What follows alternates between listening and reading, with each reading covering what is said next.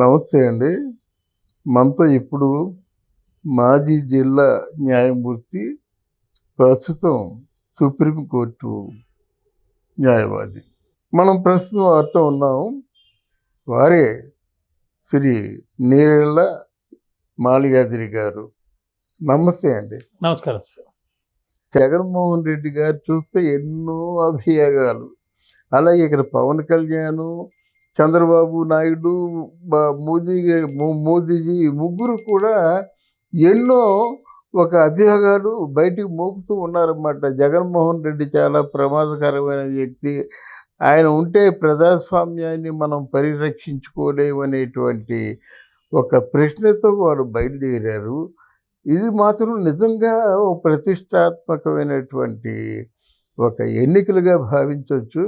దానికి సమాధానమే ఈ మధ్యకాలంలో మన తాలూకు అనుభవాలు. చెప్పండి, జగన్మోహన్ రెడ్డి, చంద్రబాబు నాయుడు అంటే కూటమి ఎలా ఉంటుంది? దీంట్లో నెగ్గేదెవరు, తల ఒగ్గేదెవరు?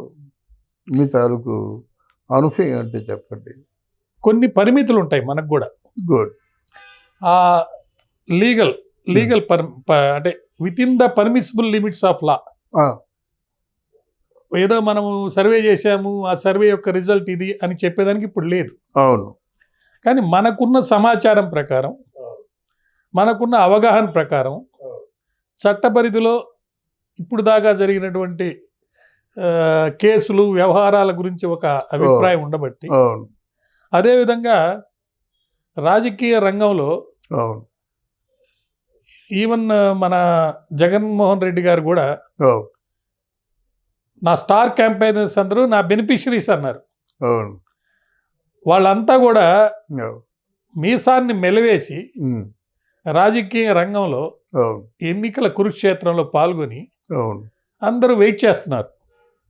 ఇప్పుడు మనం ఏం చెప్పినా అదంతా కూడా ఒక పర్ఫెక్ట్ రీజనింగ్తో ఉండాలి. కాబట్టి ఎన్నికలైతే అయిపోయినాయి. మన స్ట్రాంగ్ రూమ్స్లో ఆ ఓట్ బాక్సెస్ అన్నీ కూడా విత్ ఆల్ ప్రొటెక్షన్ పెట్టున్నారు. ప్రస్తుతానికి కొన్ని ప్రత్యేకమైన పరిస్థితులు ఆంధ్రదేశంలో ఉన్నాయి. కొన్ని అల్లర్లు జరగటం, ఆ అల్లర్ల రీత్యా బూత్ క్యాప్చరింగ్ అనండి, బూత్ని ఈవీఎంస్ పగలగొట్టడం కానీ ఏ అట్లంతా జరిగినాయి.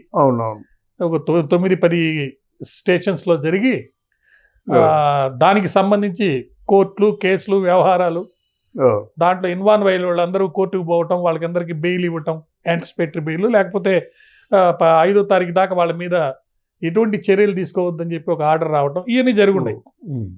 వీటితో పాటు అందరూ కూడా ఎప్పుడు వస్తుందా 1వ తారీఖు నాడు, ఎప్పుడైతే 1వ తారీఖు ఎలక్షన్ అన్ని దేశంలో ఉన్న 7th ఫేజ్ ఎలక్షన్ కంప్లీట్ అయిపోద్ది, రేపు 6th ఫేజ్ అయిపోద్ది, 1వ తారీఖు 7th ఫేజ్ అయిపోద్ది, 4వ తారీఖు ఉదయం నుంచి బహుశా ఆ రోజు సెలవు తీసుకుంటారు అందరూ.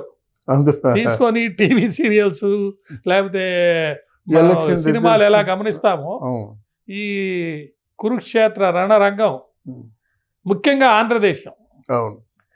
ఎందుకు ఆంధ్రదేశం మీద అంత ప్రతిష్టాత్మకంగా చూస్తున్నారంటే, ఎక్కడా లేని విధంగా అక్కడ ప్రతి వాళ్ళు పర్సనల్గా తీసుకున్నారు ఎలక్షన్. పోలింగ్ కూడా 81.06 దాకా వెళ్ళింది. అంటే ఆల్మోస్ట్ 81% దాటి పోస్టల్ బ్యాలెట్స్ కూడా కలుపుకొని వచ్చిందంటే, ప్రజాస్వామ్యంలో ప్రజలందరూ ప్రజల చేత ఎన్నుకోబడేందుకోసం తమ గవర్నమెంట్ తమ ఏర్పాటు చేసుకోవడానికి పార్టిసిపేట్ చేశారు ఆ ఎలక్షన్ ప్రాసెస్లో. అయితే ఇక్కడ ఎలక్షన్ రంగం అంటే ఎలక్షన్ కమిషన్ ఆఫ్ ఇండియా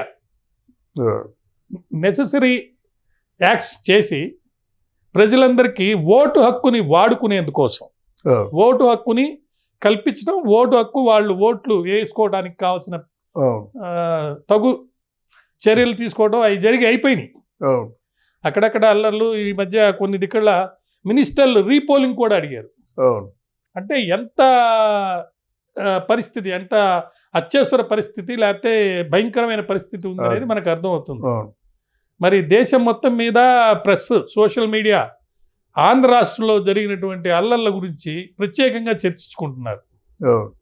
ఇకపోతే రాజకీయంగా చూస్తే వైఎస్ఆర్సీపీ పార్టీకి ఇప్పుడు గనక గవర్నమెంట్ ఏర్పడకపోతే భవిష్యత్తు ఉంటుందా ఉండదా అనే ఒక ప్రశ్న.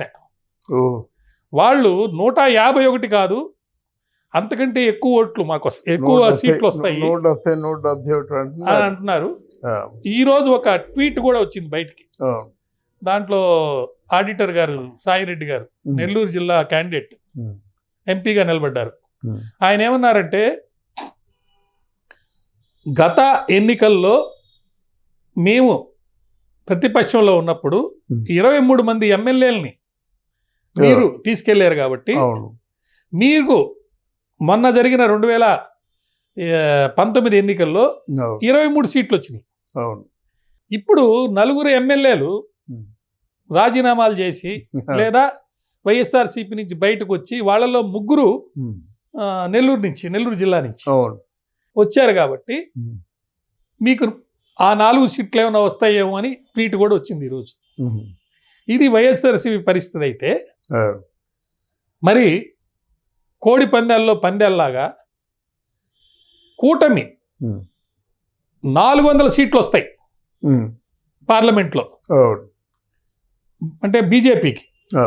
ఆ కూటమికి 400 సీట్లలో ఆంధ్రప్రదేశ్లో ఇక్కడ ఏర్పడిన కూటమికి సంబంధించిన పార్లమెంట్ సీట్లు కూడా కలిసే కదా. 25లో కొన్ని ఎన్ని వస్తే అన్ని ఈ ముగ్గురికి. బీజేపీకి 6 ఎన్నో ఇచ్చారు, మిగతా వాళ్ళు తీసుకున్నాయి కదా 2 పవన్ కళ్యాణ్ మిగతా. సో ఇక్కడ వచ్చే ఎన్నికల్లో గెలిచే పార్లమెంట్ సీట్స్ కూడా కలుపుకొని 400 వస్తాయని వాళ్ళు చెప్పారు. 400 కాకపోతే 370 అయితే ఖచ్చితంగా వస్తాయని అంటున్నారు. ఇది ఒక చర్చ. ఇక్కడ వైఎస్ఆర్సీపీకి ఎట్లా మృత్యుగండం లాగా, లేకపోతే ఈ ఎన్నికల్లో గెలవకపోతే వాళ్ళ పరిస్థితి ఎంత దారుణంగా ఉండబోతుందో అని అనుకుంటున్నారు. తెలుగుదేశం పార్టీకి కూడా అంతకంటే దారుణమైన పరిస్థితి. పవన్ కళ్యాణ్ గారి పార్టీ అయితే అది 23-26 సీట్లకే పరిమితం అయిపోయింది కాబట్టి దాని భవిష్యత్ ఏంటనేది, ఈ కూటమిలో వాళ్ళకి ఎన్ని సీట్లు వాళ్ళు గెలుస్తారు, గవర్నమెంట్ ఫామ్ చేస్తారా లేదా, పవన్ కళ్యాణ్ గారు గెలిస్తే ఆయనకి ఏ పదవి ఇస్తారు, ఆయన చెప్పిన హామీలు ఈ కూటమి నెరవేరుస్తుందా లేదా, కూటమి 3 పార్టీల మధ్యలో ఉండే గొడవలు, వీటి గురించి కూడా బాగా చర్చ చేస్తున్నారు. అయితే తెలుగుదేశం పార్టీకి మటుకు చంద్రబాబు నాయుడు గారి వయసు రీత్యా, ఆయన మీద ఇప్పుడు పెట్టిన కేసుల రీత్యా, అదేవిధంగా ఆయన పొలిటికల్ స్ట్రాటజీలో ఆయన 14 సంవత్సరాలు ముఖ్యమంత్రిగా పనిచేసి ఎంతో ప్రతిష్టాత్మకంగా తీసుకున్న మంగళగిరిలో వాళ్ళ అబ్బాయి ఓడిపోయాడు మొన్న. మళ్ళీ అక్కడే నిలబడుతున్నాడు. ఇప్పుడు వాళ్ళిద్దరికీ భవిష్యత్ అనేది ప్రశ్నార్థకం. ఇక్కడ గెలిచి గవర్నమెంట్ ఫామ్ చేస్తే వాళ్ళ అబ్బాయి కూడా గెలవాలి, ఈయన గెలవాలి. కుప్పంలో కూడా ఆయన గెలవడని వాళ్ళు అంటున్నారు. అయితే మంగళగిరిలో అసలు గెలవడే అని అంటున్నారు. ఇలాంటి దారుణమైన పరిస్థితి ఈ ఎన్ని పార్టీలకు ఉంటే, మధ్యలో కాంగ్రెస్ పార్టీ ప్రత్యేకమైన పరిస్థితుల్లో, ఎంత ప్రత్యేకమైన పరిస్థితి అంటే, జగన్మోహన్ రెడ్డి గారి చెల్లెలు షర్మిలారెడ్డి గారు, నేనే అసలైన సిసలైన వారసురాల్ని, బిడ్డని, వైఎస్ రాజశేఖర రెడ్డి గారి బిడ్డని, ఆయన కోరిక ఆయన బతికుండంగా రాహుల్ గాంధీ గారిని ప్రధాని చేస్తా అన్నారు. కాబట్టి ఎంతో గొప్ప విమర్శనాత్మకమైన శైలిలో ఆమె మాటలు, లేకపోతే స్పీచ్ అవన్నీ ఇస్తూ, ఆడకూతురైనా కూడా ఒక సమర్థమైనటువంటి పోరాట పటిమ కలిగి రాష్ట్రం అంతా తిరిగింది. ప్రస్తుతం ఆంధ్ర రాష్ట్రంలో మళ్ళా కాంగ్రెస్ పార్టీ బతుకుద్దా లేదా అనే పరిస్థితులు ఉన్నప్పుడు జీవం పోసింది. ఇప్పుడు కాంగ్రెస్ కూడా ఎన్నికల్లో ఉంది. ఆమెతో పాటు అనేక పార్టీలు, సిపిఐలు, సిపిఎంలు, ఇంకా ఇతర పార్టీలన్నీ చేరినా కూడా ముఖ్యమైనది కాంగ్రెస్ పార్టీ. సో అక్కడ ఎన్ని సీట్లు గెలుస్తుంది, ఆమె గెలుస్తుందా లేదా, దీని మీద కూడా ఒక చర్చ జరుగుతుంది. అయితే ఈ సందర్భంగా మీరు అడిగిన ప్రశ్నకు సూటిగా సమాధానం చెప్పాలంటే, కొంత మనము అక్కడున్న పరిస్థితుల్ని, లేకపోతే జరిగినటువంటి విషయాల్ని మననంలోకి తీసుకొని ఏ జిల్లాలో ఏం జరిగింది, బహుశా పొలిటికల్ స్ట్రాటజీలో ఎవరు ఏ తప్పిదం చేశారు, లేదా ఎవరు ఏ ఖచ్చితమైన మంచి పొలిటికల్ స్ట్రాటజీ చేశారు, దానివల్ల ఆ జిల్లాలో ఏం జరగచ్చు, లేకపోతే రాష్ట్రం మొత్తం మీద ఏం జరగద్దని మనం మాట్లాడుకోవచ్చు. ఈ సందర్భంగా ముందుగా ముఖ్యంగా మనం చూడాల్సింది, కాంగ్రెస్ పార్టీకి అసెంబ్లీలో 2 నుంచి 3 సీట్లు వస్తాయేమో అని ఎక్కువ మంది చర్చించుకుంటున్నారు. వాటిల్లో ఒకటి చీరాల. చీరాల అసెంబ్లీకి నిలబడినటువంటి కాంగ్రెస్ పార్టీ వ్యక్తి గతంలో అక్కడ ఎమ్మెల్యేగా చేశాడు. మొన్న పోయిన ఎలక్షన్లో తెలుగుదేశం పార్టీ తరపున నిలబడి ఓడిపోయారు. ఆయన ఓడిన తర్వాత వైఎస్ఆర్సీపీ తరపున నిలబడి ఓడిపోయాడు. ఆయన తెలుగుదేశం పార్టీ తరపున నిలబడిన కరణం బలరాం గారు వైఎస్ఆర్సీపీలోకి జాయిన్ అయ్యి అక్కడ టికెట్ తెచ్చుకున్నారు. ఆ పరిస్థితుల్లో ఆయన కాంగ్రెస్ పార్టీ తరపున ప్రస్తుతం నిలబడ్డారు. ఆయనకు అసలు కంటెస్ట్ చేసే ఆయనకి ఇచ్చినటువంటి అప్లికేషన్ కూడా సరిలేదని చెప్పి ముందు స్టాప్ చేశారు. తర్వాత చాలా క్వశ్చన్లు ఆన్సర్లు జరిగిన తర్వాత కంటెస్ట్ చేసేదానికి ఎలక్షన్ కమిషన్ అవకాశం ఇచ్చింది. కంటెస్ట్ చేశారు. అక్కడ ప్రస్తుతం ఉన్న పరిస్థితుల్లో ఆ సీటు కాంగ్రెస్ గెలుస్తుందేమో, మొట్టమొదటి సీటు అది అవుతుంది అనే ఒక అవగాహన చాలా మందిలో కనపడుతుంది. ఎందుకంటే ఆయనకున్న ఆర్థిక బలము, లేకపోతే ఆయనకే ఉన్న సామాజిక బలము, ఆయన పూర్వంలో ఆయన ఎమ్మెల్యేగా చేయటం, సరైన జోడి ఆయన గెలుస్తాడు అనేది ఒకటి. రెండోది మడకశిర. మడకశిరలో ఇప్పుడు కాంగ్రెస్ తరపున నిలబడ్డ వ్యక్తికి అక్కడ రఘువీరారెడ్డి గారు పూర్తి సపోర్ట్ చేస్తున్నారు.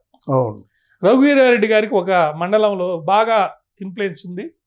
మిగతా ప్లేసెస్లో కూడా ఆయనకి కొంచెం పరిచయాలు అన్నీ, అక్కడ ఎమ్మెల్యేగా చేశారు, మినిస్టర్గా చేశారు, అనేక అభివృద్ధి కార్యక్రమాలు చేశారు. అంటే రాజశేఖర రెడ్డి గారికి కూడా చాలా సన్నిహితంగా ఉన్నారు రాజకీయాల్లో. దాంతోపాటు రాహుల్ గాంధీ గారు 2 యాత్రలు చేశారు. ఒకటి కన్యాకుమారి నుంచి చేయటం, రెండోది ఇంకో పక్క నుంచి చేసి ఈసారి దానికి న్యాయయాత్రను పెట్టారు. న్యాయయాత్రను పెట్టారు. దాని ఫలితంగానే వాళ్ళు ఒక స్ట్రాటజీ లేకపోతే ప్రణాళికను రచించుకొని మేనిఫెస్టోలో ఆ న్యాయయాత్రలో ఇచ్చినటువంటి ప్రామిస్లు ఏమి ఉన్నాయో అవి కూడా పెట్టారు. అయితే ముఖ్యమైనది ఏంటంటే, రాహుల్ గాంధీ గారిని వైఎస్ రాజశేఖర రెడ్డి గారి సమాధి దగ్గరికి తీసుకెళ్ళి అక్కడ ఆయన చేత ట్రిబ్యూట్స్ పే చేసి దాని తర్వాత ఆయన్ని ప్రచారంలోకి తీసుకెళ్ళడం జరిగింది. అది చాలా ముఖ్యమైన విషయం. దాంతోపాటు మరి ముఖ్యంగా ఎక్కడికి వెళ్ళినా స్పెషల్ స్టేటస్ మేము ఇస్తాము అని కాంగ్రెస్ చెప్తుంది. స్పెషల్ స్టేటస్ అనేది ఇప్పుడు ఎంతో అవసరం ఆంధ్ర రాష్ట్రానికి. ఎవరు కూడా ఇవ్వనంటున్నారు. అంటే ఇవ్వాల్సింది సెంట్రల్ గవర్నమెంట్, ఎవరు పవర్లోకి వస్తే వాళ్ళు, బీజేపీ వాళ్ళు కాదన్నారు, మేము ఆల్రెడీ ఇచ్చేసాము, దానికి ప్రత్యామ్నాయంగా డబ్బులు ఇచ్చామని చెప్పి చెప్తున్నారు. సో ఈ పరిస్థితుల్లో స్పెషల్ స్టేటస్ ఇస్తానని ఆయన చెప్పడం, మరి పొలిటికల్ స్ట్రాటజీగా 2 యాత్రలు చేయటం, మన రాజశేఖర రెడ్డి సమాధి దగ్గరికి వెళ్ళి రావడం, వాళ్ళ అమ్మాయిని సపోర్ట్ చేస్తూ ఆయన ఎన్నికల్లో నిలబడటం, ఆమెకి ఓట్లు వేయమని చెప్పడం, ప్రచారం చేయటం, ఇవన్నీ చూస్తున్నప్పుడు కాంగ్రెస్కి అట్లీస్ట్ కొన్ని సీట్స్లో ఎక్కడైతే గెలిచే అవకాశాలు ఉన్నాయో తప్పకుండా గెలుస్తుందేమో అనే ఒక అవగాహన ఉంది. కాబట్టి ఒక 2 నుంచి 3 సీట్లు, ఇంకో సీటు కూడా చెప్తున్నారు, మొత్తం 3-4 సీట్లు కాంగ్రెస్ గెలిచేదానికి అవకాశం ఉంది అసెంబ్లీలో. దాంతోపాటు పార్లమెంట్లో కడపలో సునీత గారి సపోర్ట్ వల్ల తన తండ్రిని చంపిన వాళ్ళకి సహాయం చేస్తున్న మా అన్న జగన్మోహన్ రెడ్డి గారిని ఓడించండి, ఓటు వేయొద్దు, ఇతను చేసేది తప్పు, సిబిఐ కూడా తేల్చి చెప్పింది, నేను న్యాయ పోరాటం చేస్తూనే ఉంటాను, ఈ పోరాటం అనేది, ఎన్నికలు అనేది ప్రజలకి కనువిప్పయి ప్రజలందరూ ఆమెను గెలిపిస్తే వాళ్ళు చేసిన తప్పుకి శిక్ష పడినట్టే అన్న విధంగా ఆమె సపోర్ట్ చేస్తూ తిరుగుతుంది. ఆయన వివేకానంద రెడ్డి గారి భార్య సుగుణమ్మ కూడా సపోర్ట్ చేసి తిరుగుతుంది, సౌభాగ్యం కూడా తిరుగుతుంది. దాంతోపాటు జగన్మోహన్ రెడ్డి గారు అవినాష్ రెడ్డి గారు పిల్లవాడు, అతను చిన్న ఎందుకు ఈ పిల్లవాడు. విధంగా అవును. మీరు చిత్రీకరించి అక్రమంగా అన్యాయంగా అతని మీద తప్పుడు కేసులు బనాయించి అతన్ని ఓడించాలని ప్రయత్నం చేస్తారు, ఇది చాలా తప్పని చెప్తూ అవును. కుటుంబంలో ఒకరికే అధికారం ఉండాలి, మిగతా వాళ్ళందరూ సపోర్టర్స్గా ఉండాలి, అవును. నేను ఆమెను సపోర్టర్గానే తీసుకున్నా కానీ లీడర్గా ఇప్పుడు గమనించలేదని చెప్పి ఆయన చెప్పడం జరిగింది. అవును. ఈ పరిస్థితిలో ఆ యొక్క సీటు, పార్లమెంట్ సీటు ఎవరికి వస్తుంది అంటే కొంత ఛాన్సెస్ ఫర్ షర్మిలాకి ఉన్నాయి అని ఒక టాక్ అనేది వచ్చింది. అవును. సో ఈ 4-5 సీట్లు పోతే ఇక మిగతా సీట్లలో అవును. ఏ జిల్లాలో ఎలా ఉంది, అవును. లేదా మొత్తం రాష్ట్రం మీద ఏ అవకాశాలు ఉన్నాయని కనుక గమనిస్తే, ఉదాహరణకి నెల్లూరు జిల్లా తీసుకుందాం ఫస్ట్. అవును. అది మా జిల్లా, నేను కావలి నేటివ్. అవును. అప్పుడు నెల్లూరు జిల్లాలో వేమిరెడ్డి ప్రభాకర్ రెడ్డి గారిని అవును. ఆయన వైఎస్ఆర్సీపీ నామినేటెడ్ ఎంపీగా ఉన్నారు అవును. రాజ్యసభలో. అవును. ఆయనకి సీట్ ఇస్తానని కూడా వైఎస్ఆర్సీపీ వాళ్ళు చెప్పడం జరిగింది, మళ్ళీ ఎంపీగా అక్కడ మీరే నిలబడండి అని. అవును. అయితే కొన్ని విభేదాలు అవును. కారణంగా ఆయన బయటికి రావటం, ఆయనకి వీళ్ళు కూడా ఆయన అడిగిన కోరికలు, ఆయనకి సీట్ ఇవ్వటం, వాళ్ళ భార్యకి కోవూరులో ఎమ్మెల్యేగా సీట్ ఇవ్వటం, ఇవన్నీ కూడా ప్రామిస్లు చేశారు. ఆయన ఆర్థికంగా పరిపుష్టి గలవాడు, ధార్మిక కార్యక్రమాలు చేసేవాడు, మంచి పేరు, సేవా కార్యక్రమాలు చేసేవాడు, అవును. డబ్బు బాగా ఉంది, ఎంతైనా ఖర్చు పెట్టే గుణం ఉంది, పట్టుబట్టి ఆయన రాజకీయంగా వచ్చాడు. కాబట్టి దానికి ముందుగా 4 ఎమ్మెల్యేలు, ఆనం రామనారాయణ రెడ్డి గారు ఒకరు, ఇంకా చంద్రశేఖర్ రెడ్డి మన ఉదయగిరి ఎమ్మెల్యే, నెల్లూరు ఒక ఆయన ఇంకొక రెడ్డి గారు, ఆయన కోటంరెడ్డి శ్రీధర్ రెడ్డి, వీళ్ళ ముగ్గురు రావటం, అవును. వీళ్ళందరూ కూడా రెడ్లలో ఉన్న ఎక్కువ మంది తెలుగుదేశంకి వచ్చేసారేమో, ఆర్థికంగా ఎక్కువ డబ్బులు తెలుగుదేశానికి సపోర్ట్ చేస్తున్నారేమో అని ఒక భావన వచ్చి అవును. ఆ జిల్లాలో అవును. దీనికి తగ్గట్టుగా నారాయణ గారు మినిస్టర్గా చేసే రోజుల్లో అక్కడ సిటీలో చాలా డెవలప్మెంట్ చేసి పోయినసారే ఆయన గెలుస్తారనుకుంటే, అవును. జగన్మోహన్ రెడ్డి గారి వేవ్లో ఆయన గెలిచాడు, కానీ కొన్ని ఓట్ల వల్ల లాస్ట్లో ఆయన డిక్లేర్డ్ యాజ్ లాస్ట్ అని చెప్పి అన్నారు అని కూడా వచ్చింది బయటికి. మొత్తం మీద ఆయన నారాయణ గారి యొక్క సపోర్టు, తెలుగుదేశం అధినేత చంద్రబాబు నాయుడు యొక్క రాజకీయ చాణక్యత, ఆ జిల్లాలో రెడ్డిస్ ఎక్కువ మంది సపోర్ట్ చేసినందువల్ల పోయినసారి అక్కడ 10 సీట్లు వైఎస్ఆర్సీపీకి వచ్చినాయి. ఇప్పుడు 5 కానీ 6-4 కానీ అంటున్నారు ఆ జిల్లాలో. అంటే 5 సీట్లు కానీ 6 సీట్లు కానీ తెలుగుదేశానికి, 4 కానీ 5 కానీ వైఎస్ఆర్సీపీకి వస్తాయి. అంటే కూటమికి మోర్ దాన్ 50% వచ్చే అవకాశం నెల్లూరు జిల్లాలో ఉంది అనేది ఒక అవగాహన. అదేవిధంగా చిత్తూరు జిల్లా చూసుకుంటే ఒక ఛాలెంజ్, కుప్పలో కూడా నేను ఓడిస్తానంటున్నారు. పెద్దిరెడ్డి లాంటి మంచి నాయకుడు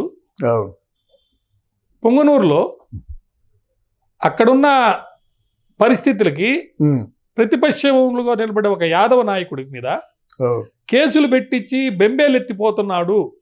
చిత్తూరు జిల్లాలో గెలుస్తాడనుకోండి పర్వాలేదు, కానీ ఇంత పరిస్థితి వచ్చింది అనే ఒక భావన అక్కడ వచ్చింది. రోజా గారు గెలుస్తారా లేదా, ఆమె పార్టీలో ఉన్న కొంతమంది ఆమెకు వ్యతిరేకంగా పనిచేస్తున్నారు, ఇవన్నీ మనం వింటున్నాం. ఇక్కడ ఈ పరిస్థితులన్నీ చూస్తే చిత్తూరు జిల్లాలో ఖచ్చితంగా 50-50 ఉన్నది అనిపిస్తుంది. ఖచ్చితంగా అంటే వీళ్ళు అక్కడున్న సీట్లలో సగం వాళ్ళకి సగం వీళ్ళకి వస్తుంది. ముఖ్యంగా తిరుపతిలో చాలా పెద్ద అల్లర్లు జరిగింది. ఆ కంటెస్టింగ్ క్యాండిడేట్కి కాలు కూడా ఇరిగి ఆయన స్ట్రెచ్చర్లో వస్తున్నారు. అంటే అంత పోటీ ఉంది. కాబట్టి అక్కడ కూడా 50-50 వస్తుందని. కడపలో కూడా మనం ఇందాక అనుకున్న రాజకీయ పరిస్థితుల వల్ల సొంత చెల్లెలు లేకపోతే ఇంకో చెల్లెలు వివేకానంద రెడ్డి గారి కూతురు, మళ్ళా ఆ పక్కపక్కనున్న కొంతమంది పాత వైఎస్ఆర్సీపీ నాయకులంతా కాంగ్రెస్లోకి వచ్చారని, అదేవిధంగా తెలుగుదేశానికి 2 ఎమ్మెల్సీ ఎలక్షన్స్ అక్కడ మన జరిగినప్పుడు వాళ్ళు గెలిచారు కాబట్టి 60-40 ఉంటుందేమో. అంటే వైఎస్ఆర్సీపీకి 60%, 40% తెలుగుదేశానికి అవును. అనే ఒక భావన. అవును. అంటే ఆల్మోస్ట్ ఈ 3 జిల్లాల్లో కడప, చిత్తూరు, నెల్లూరు జిల్లాల్లో చూసుకుంటే వాళ్ళకి సగం వీళ్ళకి సగం అని అంటున్నారు. ఒక పర్సెంటేజ్ అటు ఇటు కానీ. ఓకే. ఇక మళ్ళీ మనకు కర్నూలు, అనంతపురం ఈ 2 జిల్లాల్లో పరిస్థితి ప్రత్యేకంగా కొంత మైనారిటీలు ఎక్కువ. సో కూటమిలో బీజేపీ పార్టీ ఉంది కాబట్టి ముస్లిమ్స్కి రిజర్వేషన్స్ ఇవ్వనంటున్నారు కాబట్టి, అందులో మన కలకత్తాలో ఒక జడ్జిమెంట్ కూడా మతపరమైనటువంటి రిజర్వేషన్లు ఇవ్వడానికి లేదని చెప్పి తీర్పు వచ్చి కూడా వచ్చింది. సో రాజకీయంగా కులమత జాతి భేదాలు లేవని చెప్పినా వాస్తవంగా రాజకీయ రంగంలో నేరుగా మనం పోయి చూస్తే ప్రతిది ఇక్కడ వీటి యొక్క ఇన్ఫ్లుయెన్సెస్ ఇంట్రెస్ట్లను ప్రొటెక్ట్ చేయడం అనేది మనం చూస్తున్నాం. ఈ 2 జిల్లాల్లో కర్నూలు, కడపలో మైనారిటీస్ ఒకవేళ వైఎస్ఆర్సీపీ కనుక చేస్తే ఇక్కడ కూడా వైఎస్ఆర్సీపీకి 60% ఉంటుంది, ఒక 40% తెలుగుదేశానికి ఉంటుంది ఈ 2 జిల్లాల్లో. కాబట్టి రాయలసీమ మళ్ళా నెల్లూరు ఇవన్నీ మనం చూసుకుంటే ఆల్మోస్ట్ బ్యాలెన్స్డ్గా పోటాపోటీ నువ్వా నేనా, ఒక కత్తికి 2 ఎడ్జెస్ ఉంటే 2 పక్కల బాగా చదునుగా ఉండి రెండింటిని కోసేసి తట్టుగా ఉంది అని అనిపిస్తుంది. ఇంకా పోతే మనం ఒంగోలుకు వద్దాం. ఒంగోలు జిల్లాలో మాగుంట శ్రీనివాసులు రెడ్డి గారు ఎంపీగా నిలబడ్డారు. ఇప్పుడు ప్రస్తుతం వాళ్ళ అబ్బాయికి ఇవ్వాల, ఆయన మీద ఈ లిక్కర్ కేసు ఉంది కాబట్టి. వ్యాపారంలో ఉన్న తేడాలు, రాజకీయ విభేదాల వల్ల ఆయనకి ఎంతమంది ఎన్ని సపోర్టులు చేసినా, ఆయనకి ఎంపీ టికెట్ ఇమ్మని చెప్పి ఎంతమంది కోరినా, ఇంక్లూడింగ్ ఒంగోలు అసెంబ్లీ ఎమ్మెల్యే మాజీ మంత్రి నా క్లాస్మేట్ అతను, మా జూనియర్ అతను, ఆయన కూడా ఎంత ప్రాధాయపడ్డా ఒప్పుకోలేదు. అయితే ఆయనైతే వైఎస్ఆర్సీపీలో కంటిన్యూ అయ్యాడు. ఈయన బయటకు వచ్చి తెలుగుదేశం కూటమి తరపున నిలబడ్డారు మాగుంట శ్రీనివాసరెడ్డి గారు.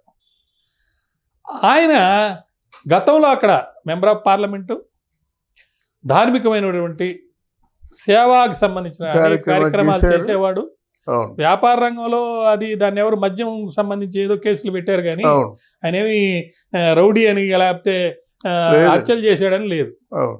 దాని ప్రభావం మరియు నెల్లూరులో ఉన్న చాలామంది రెడ్లు, ముఖ్యంగా వేమిరెడ్డి ప్రభాకర్ రెడ్డి గారు, ఆయనది కందుకూరులో ఎఫెక్ట్ అవుద్ది. కందుకూరు కూడా ఓట్లు ఇప్పుడు నెల్లూరుకే వేస్తారు.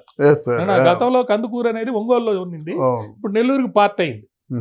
ఈ కూటమికి వచ్చిన support, Reddy support, next Ongole గుంటూరుకి బార్డర్ దగ్గర, గుంటూరుకి దగ్గర, గుంటూరు ఒంగోలు మధ్యలో ఉంటుంది కదా చిలకలూరుపేట. సో మూడు క్యాపిటల్స్ అని చెప్పి అన్నాడు కాబట్టి ఒంగోలు మీద ఆ ప్రభావం కొంత ఉంటుంది. సో క్యాపిటల్ తీసుకెళ్లి విశాఖపట్నంలో పెట్టారు కాబట్టి మనకు అన్యాయం జరిగిందని ఒంగోలు వాళ్ళు కూడా బాధపడుతున్నారు. వాళ్ళ డబ్బులు కూడా అక్కడ ఇన్వాల్వ్ అయ్యి క్యాపిటల్లో ఇన్వెస్ట్ చేస్తున్నారు. అసలు మొదటి క్యాపిటల్ ఒంగోలు దగ్గరే అనుకున్నారు. కరెక్ట్. సరే, ఇప్పుడు మొత్తం మీద ఒంగోలు వాళ్ళకి ఇటు రెడ్డీసు కమ్మాస్ అంటే ఎటు తిరిగి చంద్రబాబు నాయుడు పార్టీ అది కాబట్టి వాళ్ళు బలి చేస్తుంటే, ఇప్పుడు మన పవన్ కళ్యాణ్ క్యాస్ట్, మోడీ సపోర్ట్ ఉంది కాబట్టి నెల్లూరులో కూడా 50-60 వైఎస్ఆర్సీపీకి, 50-40 మధ్యలో తెలుగుదేశానికి వచ్చే పరిస్థితి ఉంది.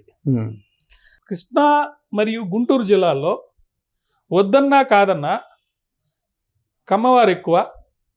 దాంతోపాటు ఫైనాన్షియల్గా మేమే ఆధిపత్యం వహించాలనే గుణం అక్కడ ఉంది. తగ్గిపోయి ఇప్పుడు ఈ 5 సంవత్సరాల్లో వాళ్ళు పడ్డ బాధలు అనుకోండి, కష్టాలు అనుకోండి, వ్యాపారంగా, రాజకీయంగా వాళ్ళు ఎలాగైనా సరే కూటమిని గెలిపించాలి అని దేశ విదేశాల నుంచి ఇంతమంది ఇక్కడికి రావడానికి కారణం, హైదరాబాద్ నుంచి చాలామంది ఓట్లు వేయడానికి అక్కడికి వెళ్ళడానికి కారణం వారి యొక్క ప్రోద్బలమే, వారు ఇచ్చినటువంటి సహాయ సహకారాలే. ఎక్కువ మందిని తీసుకొచ్చి ఎక్కువ మంది చేత ఓట్లు వేయించి ఎలాగైనా కూటమిని తీసుకురావాలని ప్రయత్నం అక్కడ జరుగుతుంది. కాబట్టి ఈ 2 జిల్లాల్లో ఖచ్చితంగా 60%, మరి ముఖ్యంగా క్యాపిటల్ మనకు పోయింది, విశాఖపట్నంకి వెళ్ళిపోయింది, ఇది కేవలము రాజకీయ తప్పిదము అని భావించే వాళ్ళు ఎక్కువ మంది ఆ జిల్లాలో ఉన్నారు.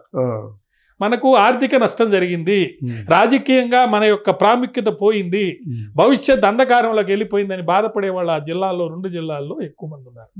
కాబట్టి 60% వీళ్ళకి, అంటే తెలుగుదేశం కూటమికి, 40% మరి వైఎస్ఆర్సీపీకి వస్తుంది అనేది ఒక అవగాహన. ఇకపోతే పాత జిల్లాలు 2, ఈస్ట్ వెస్ట్. ఈస్ట్ వెస్ట్లో ఎవరు ఎన్ని అవగాహనలు చేసి చెప్పినా అక్కడ వాళ్ళు అన్నిటికీ ఆయా అంటారు. ఎవరు పోయి అడిగినా ఓటేస్తామని చెప్తారు, ఎవరికి వేస్తారో ఎవరో చెప్పలేదు. కాకపోతే పవన్ కళ్యాణ్ రోల్ అనేది, మరి ముఖ్యంగా పవన్ కళ్యాణ్ గారు ఇప్పుడు నిలబడ్డారు పిఠాపురంలో, అంటే తను ఓన్ చేసుకుంటున్నాడు, దాన్ని సాక్రిఫైస్ చేశాడు. ఒక మంచి లీడర్ ఆయన, అతనికి ఎలాగైనా అతన్ని గెలిపించాలి, ముఖ్యమంత్రినే చేయాలని వాళ్ళ ఉద్దేశం.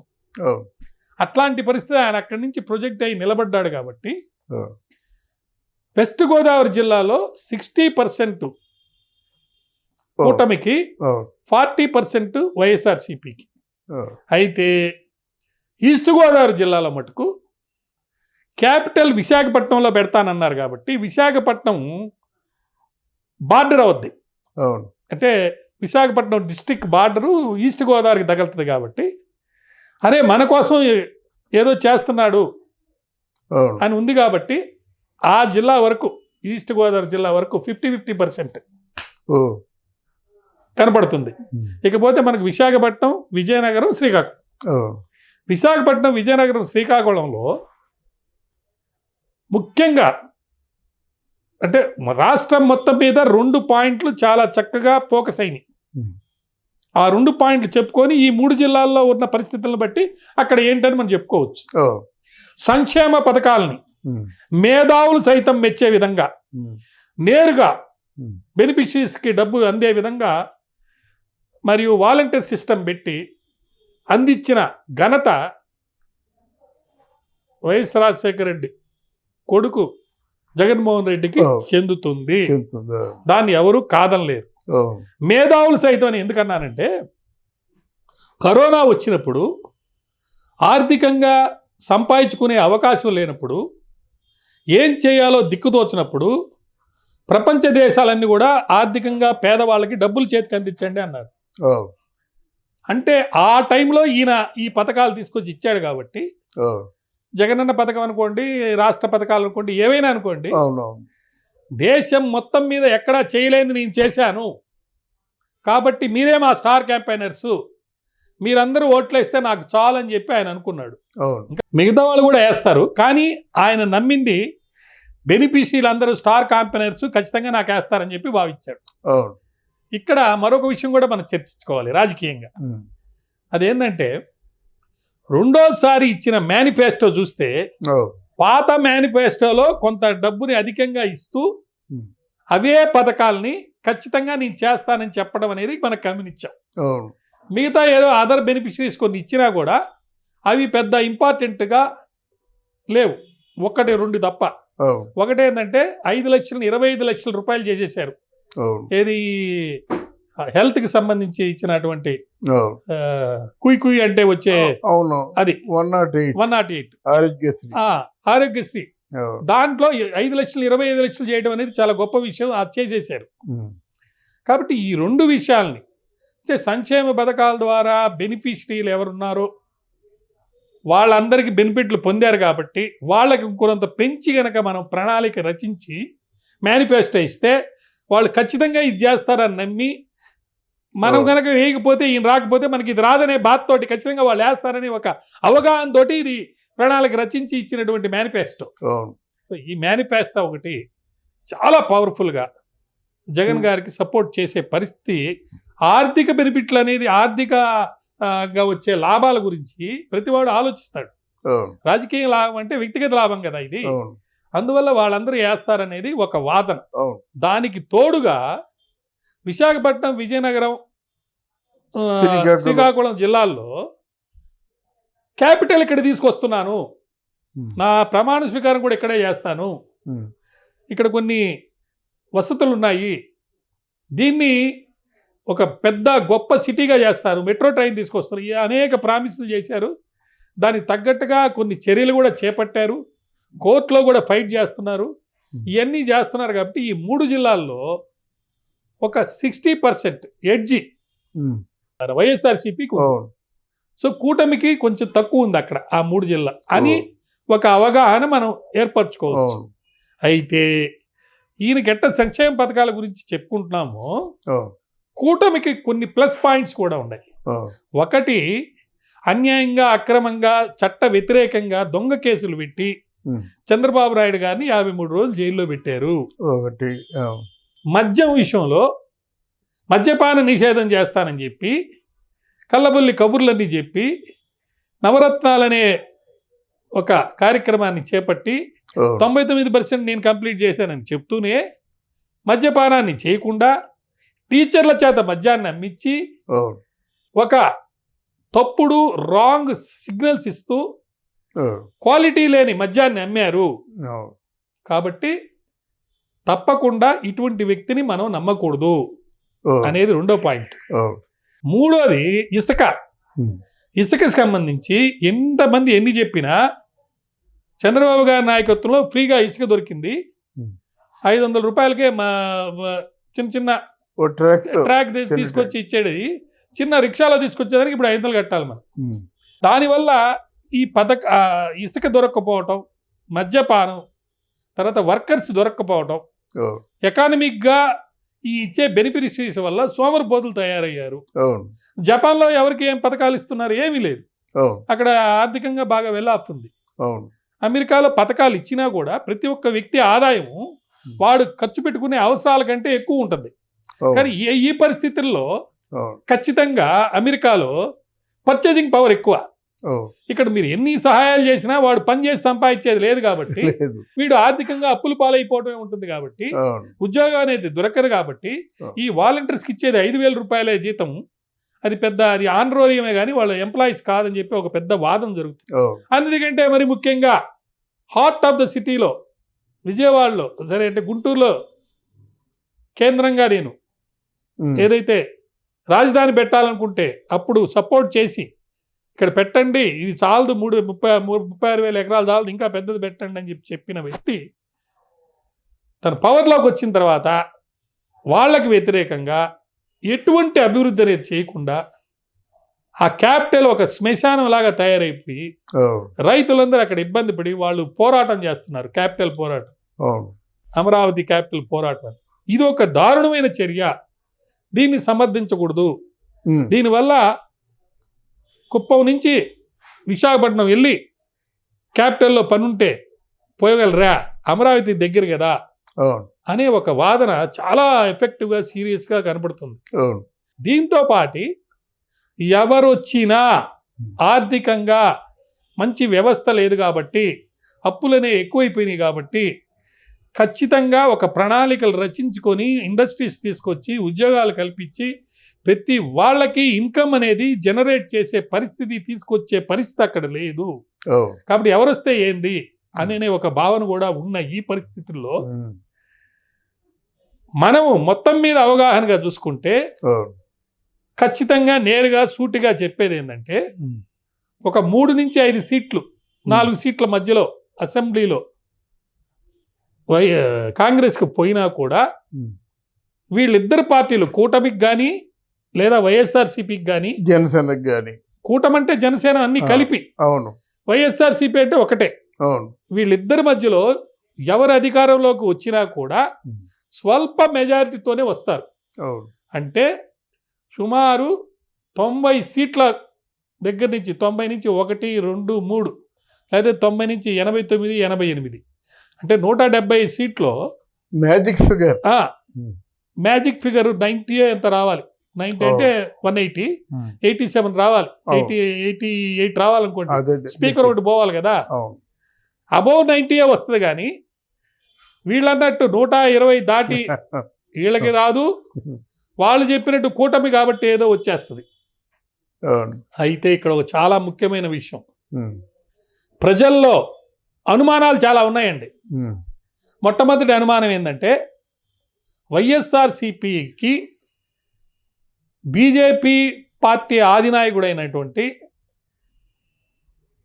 ప్రైమ్ మినిస్టర్ గారి యొక్క బ్లెస్సింగ్స్ ఉన్నాయి, ముఖ్యంగా జగన్ గారికి ఉన్నాయి.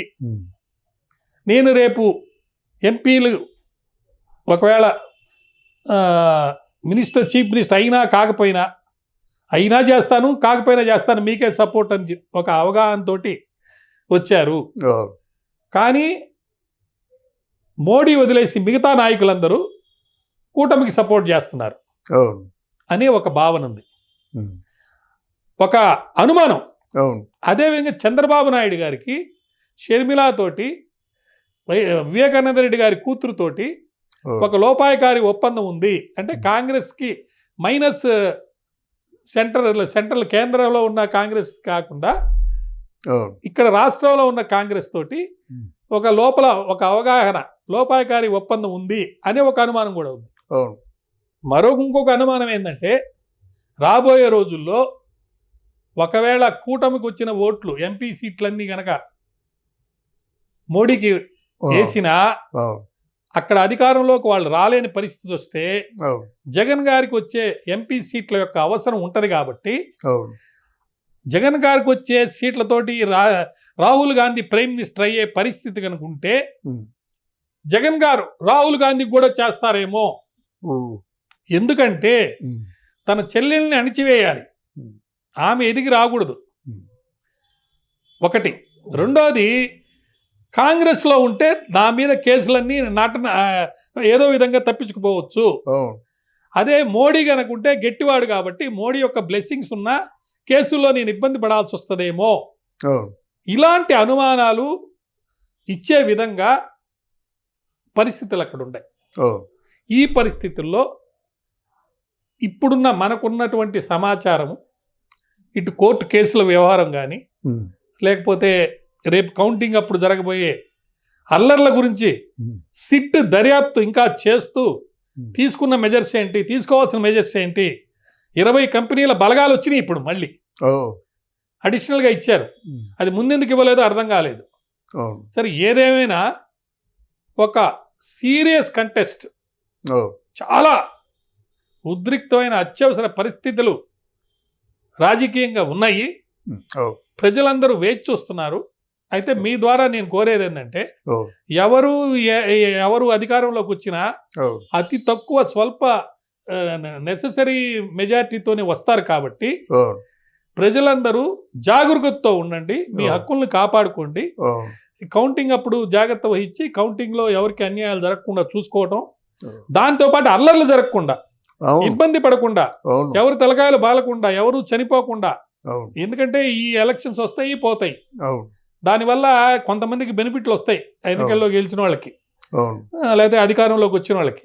కానీ సామాన్య మానవులు ఈ రాజకీయాల్లో పడిపోయి వాళ్ళ ధన ప్రాణాలని సైతం పోగొట్టుకునే పరిస్థితి ఉంది. కాబట్టి దయవుంచి వాళ్ళందరికీ చేతులెత్తి నేను రిక్వెస్ట్ చేస్తున్నా, మీరు అల్లర్లు చేసుకోకుండా ప్రశాంతంగా చేసుకోండి. దీనివల్ల మనకు ఇప్పుడు ఆల్రెడీ మన ఆంధ్రప్రదేశ్ రాష్ట్ర ప్రతిష్ట ఈ ఎన్నికల సందర్భంగా దెబ్బతినింది. 9 నుంచి 10 ప్లేసెస్లో అల్లర్లు జరిగి రీపోలింగ్ కూడా అడిగారు. రీపోలింగ్ చేసిన పిటిషన్లన్నీ కొట్టేశారు. ఈ పరిస్థితుల్లో అందరూ కూడా, నిన్న ఒక ఛానల్లో నేను మాట్లాడుతూ కూడా చెప్పాను, ఎవరి మీద అయితే కేసులు పెట్టారో వాళ్ళు బెయిల్ కోసం వెళ్ళొద్దు, సరెండర్ అయిపోండి దయచేసి. ప్రైమ్ మినిస్టర్ దేవగౌడ గారు వాళ్ళ మనవడికి చెప్పినట్టు నేను వీళ్ళందరికీ చెప్పడం ఆయన జరిగిందనమాట. ఈరోజు నెగ్లెక్టెడ్ చిల్డ్రన్ అయిపోయారు ప్రజలు. గార్డియన్ సుప్రీంకోర్టు తను ఇవ్వాల్సినటువంటి రక్షణ ఇవ్వలేకపోతుంది.